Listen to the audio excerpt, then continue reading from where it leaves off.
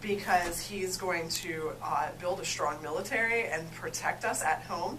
But then you have people on the other side of that who worry that the rhetoric coming out of Donald Trump's campaign, that's oftentimes quite hateful, xenophobic even, is going to damage our national security even more, because we're making people who already feel alienated by the U.S. feel further alienated. And when you tell an entire culture that they're not welcome in this country, all that does is sends the message to the extremists within that, which does not represent all of them, certainly, that they should have even more reason to hate us. So are we further reducing our level of security by antagonizing them more?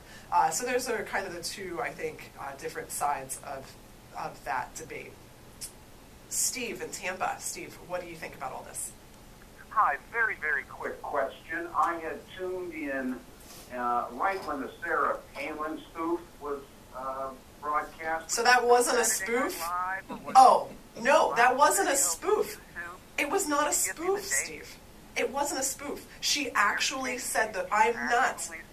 That crap was real. All I can say is this: we should be afraid. Well, Pam Bondi said that we should be afraid, but Pam Bondi was referring to an entirely different type of fear than what you and I are discussing right now. So to answer your question, Steve, those remarks, and that was almost, I cut it a little bit for time, but those remarks were almost entirely given during her speech in Tampa this week when Donald Trump was at the Tampa Convention Center on Monday. She needs to go to work for Saturday Night Live. Great show. Thank you so much. Yes, it's hard to tell the difference between Sarah Palin and Tina Fey. We should have a contest on the show one of these weeks and say, is it Sarah Palin or is it Tina Fey, and see how many people get right. So yeah, that's fun. Danny in Tampa, you're up. What's on your mind? Hi, Janelle. Yesterday, Ben Carson gave a confusing excuse as to why, which is not surprising that Ben Carson gave a confusing excuse as to why he supported Donald Trump when Donald Trump called him a pathological liar and he equated him with a child molestation. And he said, in this line sometimes, you have to put up with remarks. You remember, it was political, so, I really didn't take it that personal, And then the one reporter asked, but would you want your son or daughter to go ahead and call people that? He goes, oh, no, I wouldn't want that to be the status quo. But then again, and then the next sentence, he says, but then again, that's life. Then he goes back to the fact that, it's not a big deal. So, a true to form, Ben Carson, again, was confusing. And, and I'm wondering what Chris Christie really was offered, besides a big sweet cabinet post. You ever thought about that? What he was offered? Like I said earlier in the show, there's been speculation that perhaps Donald Trump will tap him for VP. I don't, as kind of a political observer, I don't think that would be a smart choice. As I explained earlier, he really needs to bring somebody on that balances the ticket if he wants to be relevant. And you listen to any pundits out there talk about this, and they will say the same. So I don't know, but you see something like that, and it's a pretty safe bet that Christie's been offered something. Yeah, maybe a free lifetime supply of Dunkin' Donuts. Oh, come on. Yeah, well, I'm heavy. So that's below the belt. But then again, they go below the belt. But listen, let me tell you something real quick, and I'll leave you here. This is no surprise. In the 60s, these people would have been laughed at, especially white trash morons like Sarah Palin and Pam Bondi and Donald Trump. And, I'll tell you what, this all started in 1980. Me and a friend of mine predicted this when the Reagan came out, and the Reagan youth, and we said that it would come to this, to what it is today.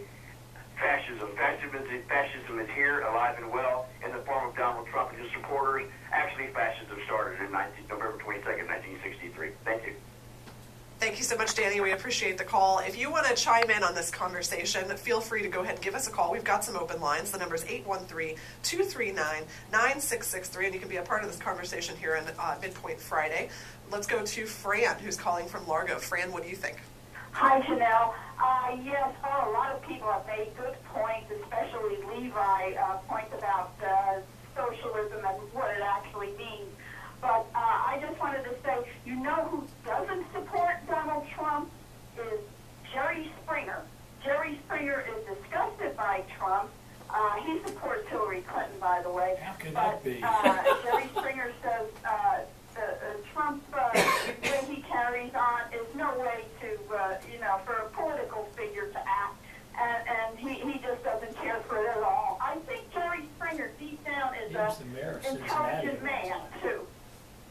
Yeah, it's funny though, isn't it, that somebody who's best known for his really dramatic juvenile shows, Jerry, you are not the father. I mean, this sort of thing, and I've joked about it on my show, comparing Donald Trump rallies to a Jerry Springer show. I even joked about having, like I said with the contest, is it Sarah Palin or is it Tina Fey, having is it from a Donald Trump rally or is it from a Jerry Springer show, that he's not backing Donald Trump. It's kind of hilarious.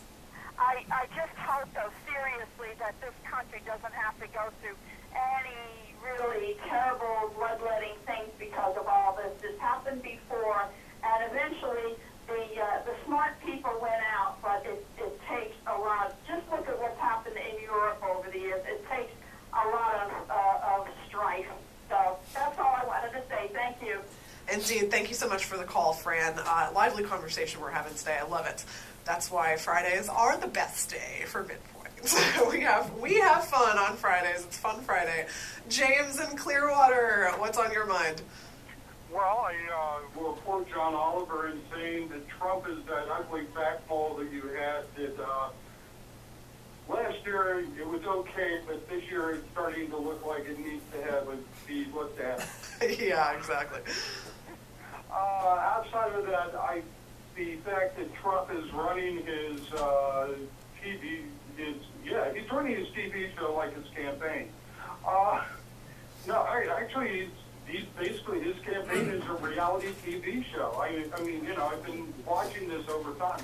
The other thing is, I don't own a TV set, so I have to agree with Carlos about, I'm in the right zone. So just throw the headphones on and we'll get right to it. I think that's about it. Awesome, James. Thank you so much for the call. We appreciate it. You have a great weekend. You too. All right, so we just had a nice surprise visit from a WMNF longtime icon. Hey. Kate Bradshaw is in the house. So Kate has been covering all of this, and as many of you know, she's now the news and politics editor for Creative Loafing. And Kate gets to have a lot of fun with all of this Donald Trump, Sarah Palin nonsense. She's got some really witty headlines that come out, and she doesn't hold back on making fun of it where it deserves to be made fun of. And Kate was actually at the rally, so yep. Let's hear from the Bradshaw herself what that rally looked like. I'm curious to know how we know all about Trump. We know about the silly things he says. What did the crowd look like? So, it was interesting. Obviously, it wasn't, in terms of age, it was relatively diverse, but it definitely skewed older. It skewed, I don't know if taupe is the right word, but of the beigeur persuasion. And it was interesting because I went and talked to some of the supporters, and they do have valid concerns. A lot of things have shifted in our economy and our job market over the years, and we just sort of have our own different culprits for why that shifted and why we have fewer. Some of us have fewer advantages than we used to, but. It was definitely, it was interesting. So I saw something that went a little bit viral. It was posted and reposted over and over again on Facebook. Two guys went to, you've probably seen it, two guys went to a Trump rally. They were not Trump supporters. They just they thought it would be funny. And at the end of it, they said it was not funny because what they saw were a bunch of people who were mean and hateful. And anytime somebody disrupted the rally, Donald Trump said mean and hateful things, calling them names, similar to the Carly Fiorina comments, like who would want to vote for that sort of thing. Yeah, exactly. Did you see that in Tampa at all? Because these are our neighbors, right? Yeah, I did see that, and actually, I do have to say, there were moments, just given what had happened in Chicago 3 days before, there were moments when, a protester would disrupt the rally, and, I'm kind of not for disrupting rallies like that. It's a private event. Let them have their fun, whatever. So there were times, though, where I was genuinely scared that violence was going to erupt because, the protesters were they were bombastic in their own, in their own way, and they were it just seemed like things were about to get physical a couple of times, and it was kind of freaky for me. Now, I saw some videos. I was not at the Trump rally. I had other news to tend to, sadly. But I watched the video of it after the fact, and I saw several videos that were also posted of people who were removed from the event. Yeah. And one of them, there was an older woman who like really got up in this protester's face, and you couldn't quite hear what she was saying. Did you see any of those up close and personal to kind of hear what the interactions were like? So media was not allowed to leave our corral once the rally began. Yeah, for those of you who don't know, media are corralled like livestock into like this fenced off area. They're not allowed to leave that area. Yeah, and it's like it shuts off like half an hour before the event is supposed to begin, so you can't leave, like you can't go to the bathroom or get a glass of water or a bottle of water or whatever. And it opens back up as the rally ends. So, we were kind of stuck, and I think there was a reporter, I don't know if he was from the Times, I forget, but he went out to go check it out, and he got kicked out of the rally because he left the boundaries of the corral. You are not where you're supposed to be, good sir. So I do have to comment on this. I was talking with my stepmom about this last night, over some beverages. It was St. Patrick's Day and all. Have you seen The Wall, Pink Floyd? Of course. So it reminds me... It's a like, silly question. Yeah, I know. So, I mean, it reminds me of that one scene where it's... Yeah, I'm just going to leave it at that. There's a certain scene in The Wall that being at a Donald Trump rally reminds me of. We can revisit, but anyway. For those of you who are Hitchhiker's Guide to the Galaxy fans, I've also heard Donald Trump compared to Zaphod Beeblebrox, the two-headed guy that's really kooky, and he's the president of the intergalactic whatever, I can't even remember what it's called, but I've heard that one too, so that's that's funny. Yeah. Guys getting compared to all sorts of weird stuff. Yeah, absolutely. I mean, what else do you think is going to happen when you say the things that you say? It's just, the mainstream thought here is that Trump is kind of crazy, but yet we had 61,000 people in Pinellas County who voted for him. Yeah. And for, I think, people like you and me, that's shocking, but to those people, it's just a no-brainer. Have you talked to people about, what you said earlier, that they had some valid concerns? What are they thinking? So it sort of runs the gamut. Like, I spoke to some people at the rally, and, this is nothing, we're all human, there's nothing against them, but, they just basically said, well, we like him because he's strong, and he's going to make America great again, and Brondo has electrolytes, and, anyway. So, now for those of you who don't know, there's another movie reference for you, this one being Idiocracy. I sound so mean, but, they're genuinely, nice people, decent people. It's just they come from a different set of circumstances and information. Just basically they like him because they think he's strong and he's going to be a good leader and he's going to solve all of these problems because that's what he does. I did speak to someone, though, who is this was on election night, he owns an accounting business, and he actually said he likes Trump, for many of those reasons, stance on immigration, etc., but also just his business acumen, and he's going to sort of have a more sympathetic approach to small businesses, that sort of thing. And run America like it's a business, which a lot of folks on that side of the aisle like to say is a good idea. Yeah, Rick Scott, that was Rick Scott's whole thing. Exactly. Whenever in Florida, now he's, of course, endorsed Donald Trump. So at that rally, I was sitting next to Mitch Perry, and, as they kept on announcing these special guests, like first it was Sarah Palin, and then it was, Chris Christie, and I thought for a second Governor Scott was going to come out, but it was Pam Bondi. So. Yeah, Scott made it abundantly clear that he was not going to endorse anyone until after the primary. Yeah. Which I think was kind of cowardice, right? Yeah. He was making sure that he won Florida before he took that leap of faith. But I was at a press event with Rick Scott. I believe it was Monday. And it was kind of simultaneous with the Trump rally, and he answered those questions to a couple of members of the press, including myself.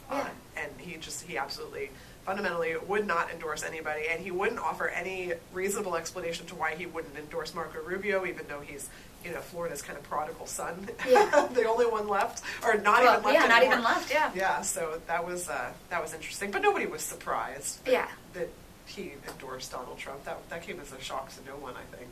Yeah, absolutely. Especially people who are following it as closely as we are. So Let's take a couple more calls. We've got about 9 minutes left in the show. I'm going to try to go to those of you who have been on hold the longest. Connie in Tampa, what's on your mind?